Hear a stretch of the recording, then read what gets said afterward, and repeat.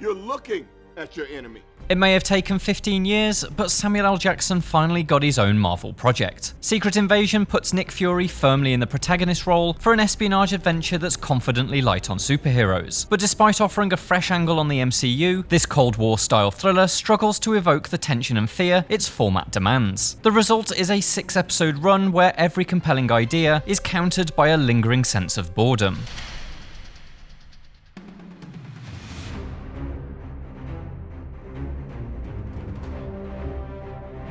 The core concept of Secret Invasion is undeniably fascinating. The Skrulls, a shape-shifting alien species, plan to take over Earth by stealing the faces of humans and infiltrating their militaries and governments. It's Fury's espionage movie-inspired mission to root out the enemy and keep the planet safe. Think Invasion of the Body Snatchers meets the Winter Soldier, served with a side of Cold War cinema. Calm down. Calm down. Do something. I dare you. Stand down. But there's something off about the recipe. It very quickly becomes clear that Secret Invasion is not interested in hiding its Skrulls. The vast majority of them are introduced in their true forms from the very start, and those who are in disguise are obvious to see. And without the tension of constantly wondering who is the Skrull in the room, Secret Invasion robs itself of the paranoia that not only makes its espionage inspirations tick, but what also made its comic book namesake such a bombshell Marvel story. In Brian Michael Bendis' landmark 2008 Secret Invasion comics, each new issue threatened to reveal that your favourite superhero was actually an evil alien. This Disney Plus version is an adaptation in name only, and there's not a single superhero in sight. But that's okay, it's only right that it treads its own path. The problem is this alternative interpretation rarely finds its own thrills. There's little chance of a beloved character revealing their true colours, and despite the world being at stake, it never feels authentically in danger. Without any genuine tension, the series ticks on in a manner that's frequently muted and sometimes straight up dull. Despite there being no sense of fear, the underlying stories that power Secret Invasion do hold plenty of promise. As we learned back in Captain Marvel, the MCU Skrulls are refugees in search of a home rather than the extraterrestrial aggressors from the comics. Secret Invasion's catalyst is the natural tragic end to their journey so far. Fury promised them a home, and many of them are fed up with waiting. This rebellion-forming rift in their community means there's a sympathetic motivation behind Kingsley Ben-Adir's Gravik, the leader of the titular invasion. Gravik's initial moves feel ripped from the headlines. Gritty footage of explosions tearing apart Russian landmarks lend the opening act a thick and uneasy atmosphere. As confused nations react to their unseen enemy, there's a sense that the world is starting to crack. But the middle third can't maintain this ideal tone, and it becomes lost in a variety of generic spy film plots. There's little sense of a coherent Skull agenda, and what would ideally have been the MCU's most complex television project so far begins to feel lightweight and shallow. Ben-Adir's anger-fueled performance brings weight to Gravik, especially during his face-to-face time with Fury. You pimped us, Fury.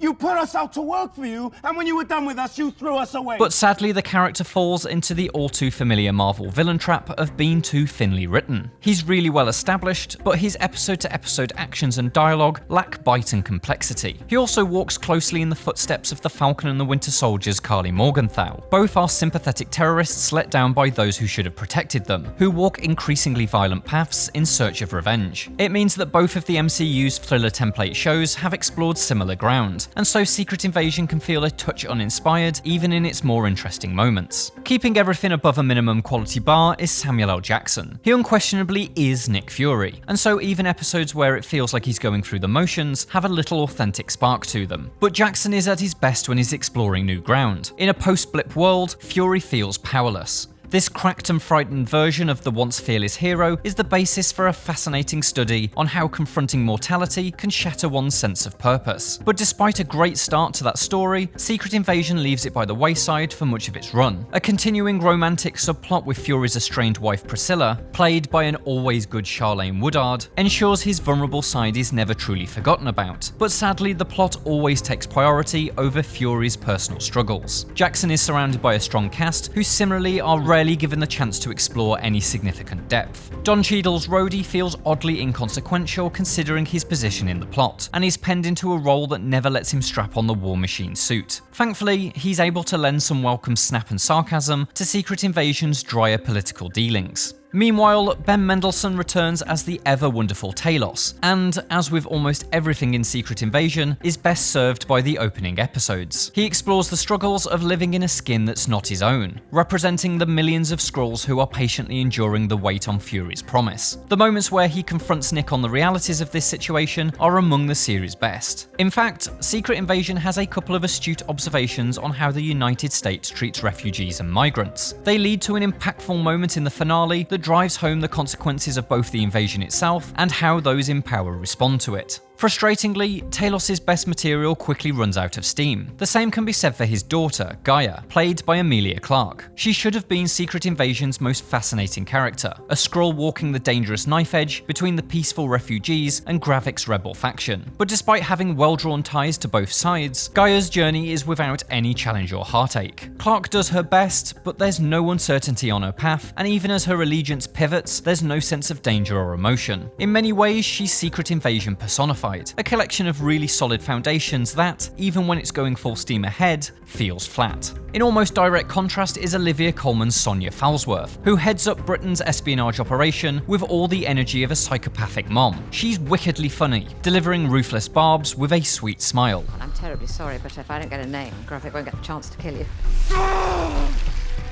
Coleman's ability to drop a punchline while still maintaining the character's dangerous edge means she helps balance Secret Invasion's darker tone. The series occasionally struggles to deliver a serious mood with the apparently mandatory comedy quota, and when it resorts to regular Marvel quips, the atmosphere can deflate. But Colman is proof that, with the right approach, the MCU can maintain an authentically dangerous mood without fully descending into pitch darkness. It would have been nice if that sense of playfulness had found its way into Secret Invasion's presentation. Instead, director Ali Salim delivers 6 pale facsimiles of the Russo brothers' Captain America movies. It is admittedly a welcome revisit to the muted colours and gritty texture of the MCU's espionage template after several high-gloss CGI soaps projects. But Secret Invasion lacks the striking shot composition or the dynamic action choreography of the likes of the Winter Soldier and Civil War. Scene construction feels static and practically boilerplate, and there's not a single memorable shot across the entire series. It also falls foul of the MCU trope of setting its most explosive moments on a featureless stage. This time it's a convoy ambush that takes place on a flat roadside field. Compared to the creativity seen in the likes of Bond and Bourne, not to mention the Russo's own MCU work, it certainly comes up short.